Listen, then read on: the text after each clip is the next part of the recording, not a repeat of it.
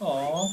Hey, what's up, you guys? Artemis Prime here doing another DC figure review on the DC Collectibles New 52 Joker figure. I picked this up at my local comic book shop. If you cannot find it at your local comic book shop, you can find it at Big Bad Toy Store. Big!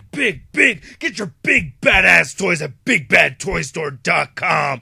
Click the link in the description below. I gotta say, Fernando Tron and Jason Clendening sold me on this figure right here. The ACBA group page, check it out. Link is in the description. If you want to see some really badass pictures before you try to enter or post anything, though, you do have to have your skills in order, or else they will destroy you and murder your family. That's how it works over there in the ACBA community. But seriously, Jason Clendening did some amazing poses with this thing over there. I was just totally impressed. Fernando Tron showed him to me while I was over in New York, and I was like, whoa, what?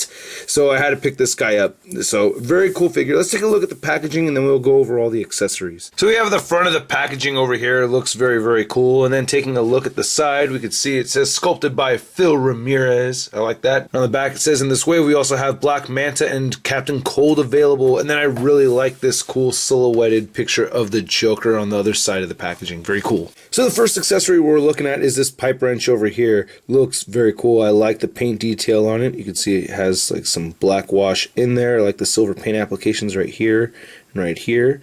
Very nice. Now, it does fit better in his right hand than it does the left hand. The right hand has a better grip for this particular accessory. Then we have Mjolnir right here. No, it's just a hammer. Yeah, terrible joke. Okay, but anyway, I really like this. Very nice. This one does not really have much paint detail involved. It's just a solid brown color right here, and I like the silver paint applications up here at the top. Pretty cool.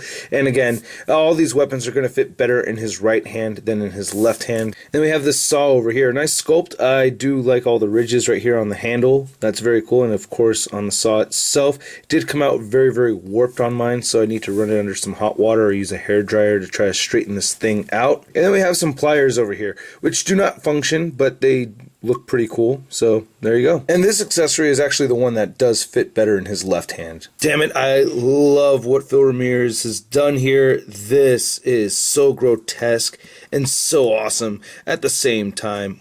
God, I love how you can see the flesh underneath. He's got this leather face kind of thing going on, which is kind of a neat take on the Joker. I think that's pretty cool. Damn, I don't really like this little red dot on his nose. That kind of bothers me a little bit, but not a big deal. And it's really hard to tell, but there is some paint variation right here on the face. It's not just white. It has like this beige color mixed in there a little bit. It's kind of hard to see, but it is there. I like the silver paint apps right here on these staples or whatnot. Very gruesome. Jeez, I'm staring at the teeth now. The teeth have great detail in there as well. The eyes came out very clean. Just overall, everything on here is fantastic. Taking a look at the back of the head, you got the buckle in there, paint detail in the strap going along the back of his head, even paint detail in the hair. It's just a beautiful piece. I think this is fantastic. The rest of the figure has great paint detail, nice sculpt as well. Very cool. No paint detail on his white arms over there. The gloves have some great texturing to them though, and they have great paint applications as well. And the belt is very impressive. You actually take some of these tools and put them in his belt right over here. So I like to put that one right over there. I like to put the saw over here on this side like that.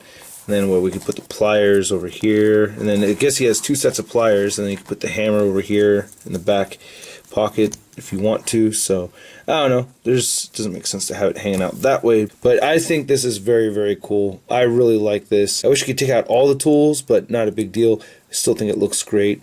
Great paint detail, sculpting, everything on this. I'm looking down through the rest of the figure, everything is great, and I love this touch. We even get the socks over here. We get the Joker socks. Very cool. And the shoes look great as well. And he does have one peg hole underneath his right foot. And here's a look at the back of the figure. Consistent paint applications throughout. I think it would make more sense to have the hammer over here, but it doesn't really fit in there. So, and then right here we have Joe's garage on the back. Looking very cool. Like the texture of his jumpsuit. Very nice. Very cool looking figure. Now, DC Direct or DC Collectibles now has been known for more of their paint applications and sculpting, not so much their articulation. But the articulation on this particular figure isn't too shabby. The head rotates side to side. You can get a little bit of an up and down movement over here, so it's not too bad. And a little bit of a neck pivot as well, too, so I like that. His arms move outward and inward forward as well. He has a bicep swivel. He has a single jointed elbow over here. He has wrists that rotate as well. He does have a waist joint. Legs move forward that much and they can move back a little bit. They don't move outward at all. They do bend at one point at the knee. They rotate right here where the socks meet the cuff of the pants, and that is basically it. So like I said, not great, not terrible. So this Joker stands, I want to say, right at 7 inches, just barely under 7 inches maybe. Here's a new 52 Joker standing next to my DC UC Classic Joker figure. And here's Joker standing next to my DC Direct Jim Lee Batman figure. So I'm curious to see how the Greg Capullo Batman is going to turn out compared to this one. I don't have the first new 52 Batman figure that came out. I want the Greg Capullo one. Can't wait for that to come out. I already got it pre-ordered, so I'm looking forward to that. So anyway, yeah, that's all I got to say about this figure. I think it's very, very cool. I really like the sculpted detail on it. I love the Joker. Joker's my favorite villain of all time. Really like the figure, and I hope you guys dig the review. I will catch you later. Peace.